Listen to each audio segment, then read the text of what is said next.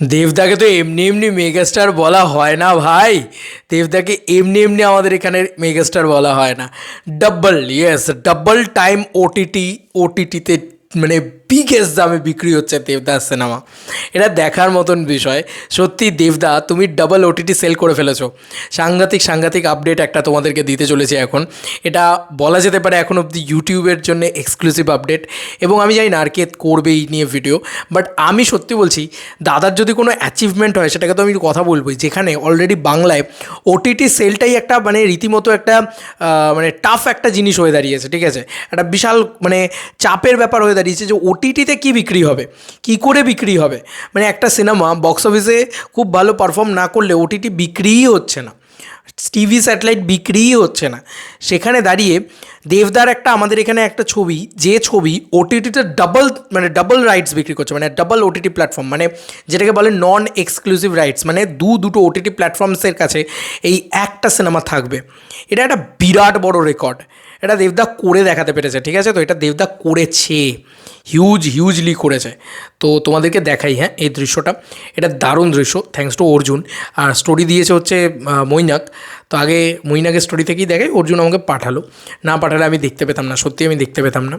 আচ্ছা, মৈনাকের স্টোরি থেকে দেখাই, হ্যাঁ, দারুণ লেগেছে আমার এটা দেখে, এত ভালো লেগেছে, জাস্ট অসাধারণ। এই যে, ইয়েস, বাঘা যতীন 7 মার্চ আবার হইচইয়ের প্ল্যাটফর্মে আসতে চলেছে।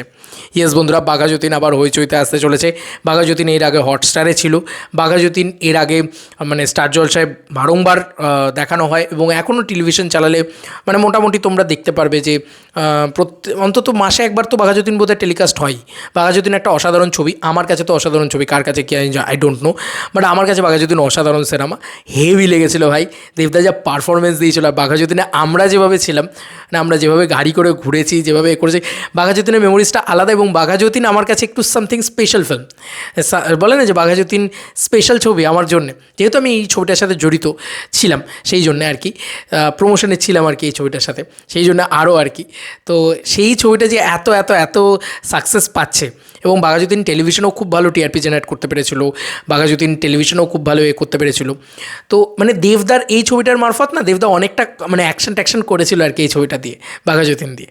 তো বাঘা যতীন সেই বছর দুর্গাপুজোর দারুণ ব্যবসাও করেছিল, দারুণ ব্যবসা, রাত্রির 1, 2, 3টে শো হাউসফুল মেরে দিয়েছিল।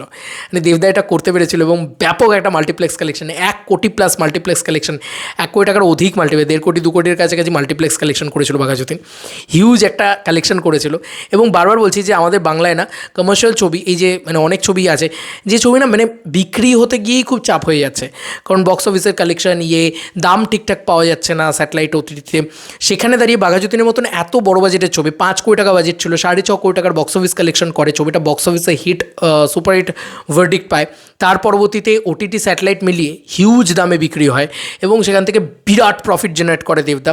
এবং এখনও তুমি মানে এইটা আবারও হইচইতে বিক্রি হলো, মানে এটা বলা যেতে পারে যে দেবদা রঘু ডাকাত করছেন বলে হইচইতে হয়তো আরও মানে এসবিপি হয়তো আরও কিছু দেবদার বিক্রি হবে। এবং এটা কিন্তু আউট অ্যান্ড আউট দেবদার প্রোডাকশনের প্রজেক্ট ছিল, মানে পুরোপুরি one and only Bagha Jatin দেবদার নিজের মানে ইনভেস্টেড ভেঞ্চার ছিল, দেব এন্টারটেনমেন্ট ভেঞ্চার্সেরই পুরো ছবি ছিল। তো এই প্রফিটটা পুরো দেবদার। ঠিক আছে, তো তোমাদেরকে আর কি মতামত এই এন্টার ভিডিওটাকে নিয়ে জানিও কমেন্ট সেকশনে। চলো বন্ধুরা, আবার নতুন কোনো ভিডিওতে দেখা হবে, বাই।